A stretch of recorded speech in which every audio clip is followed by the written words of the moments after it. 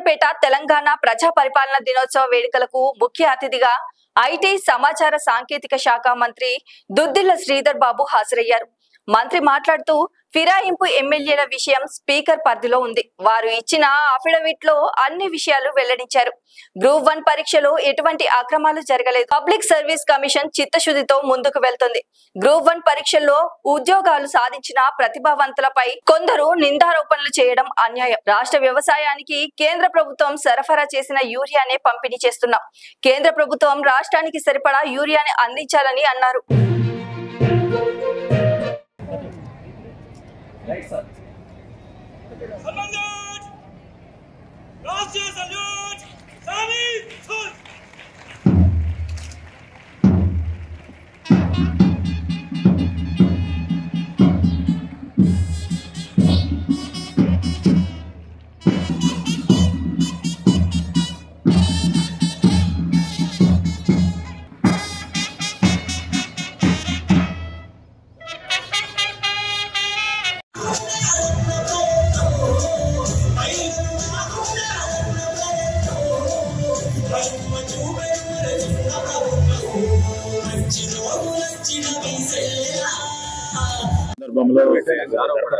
రాష్ట్ర ప్రజలందరికీ ప్రత్యేకంగా సూర్యాపేట జిల్లా ప్రజలందరికీ శుభాకాంక్షలు తెలియజేస్తూ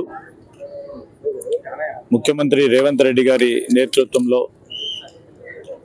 తెలంగాణ సర్వతోముఖాభివృద్ధి చెందటానికి ప్రణాళికబద్ధమైన కార్యక్రమాలు తీసుకొని ఒకవైపు మేము ఇచ్చిన 6 గ్యారెంటీలో అమలు పరుస్తూ ఇంకో ప్రక్కన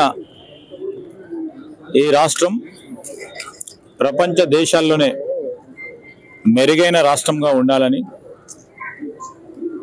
ఒక ప్రణాళిక సిద్ధం చేసుకొని ముందుకు పోతా ఉన్న తరుణంలో ఈరోజు రాష్ట్ర ప్రజానీకానికి సంబంధించి ఎప్పుడూ ఎక్కడా లేని విధంగా ఒకవైపు యువత, ఇంకోవైపు రైతులు, ఇంకోవైపు కార్మికులు, ఇంకోవైపు సామాన్య ప్రజానీకానికి సంబంధించిన సంక్షేమాన్ని ఆలోచన చేసి ముందుకెళ్తా ఉన్నాం.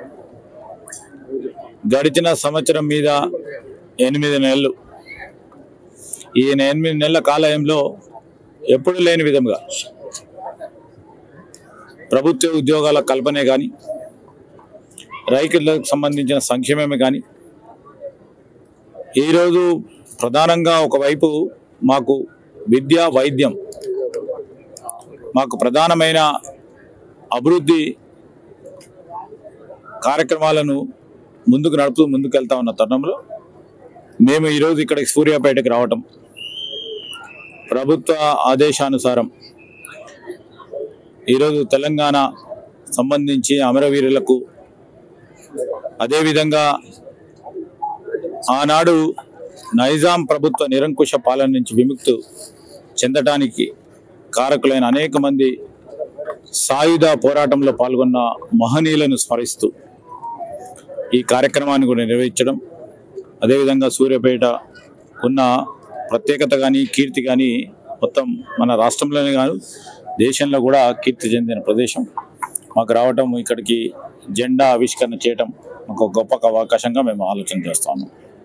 తేల్చేది వారి వాదనలు గౌరవ స్పీకర్ గారు విన్న తర్వాత, ఎందుకంటే ఈరోజు వాద్యం కోర్టులో ఉంది,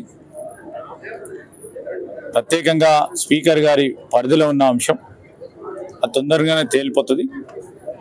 మరి వారు ఏం చెప్తా ఉన్నారో వారి అఫిడవిట్ల ద్వారా వారు తెలియజేయడం జరిగింది, మీరే చూస్తూ ఉన్నారు. నేను కూడా ముందుకు తీసుకెళ్తాం. రెండో అంశము, ఈరోజు మరి పబ్లిక్ సర్వీస్ కమిషన్ అనేది, పబ్లిక్ సర్వీస్ కమిషన్కి సంబంధించి మేము ఒక కృత నిశ్చయంతో, చిత్తశుద్ధితో పబ్లిక్ సర్వీస్ కమిషన్ని ఏర్పాటు చేయటం, దానికి సభ్యులను, దానికి తోడు గ్రూప్ 1 కానీ, గ్రూప్ 2 కానీ, గ్రూప్ 3 కానీ, గ్రూప్ 4కు సంబంధించిన ఉద్యోగ ఖాళీలను పూర్తి చేయాలని ఒక పటిష్టమైన యంత్రాంగాన్ని ముందుకు నడుస్తూ ఉన్నాం.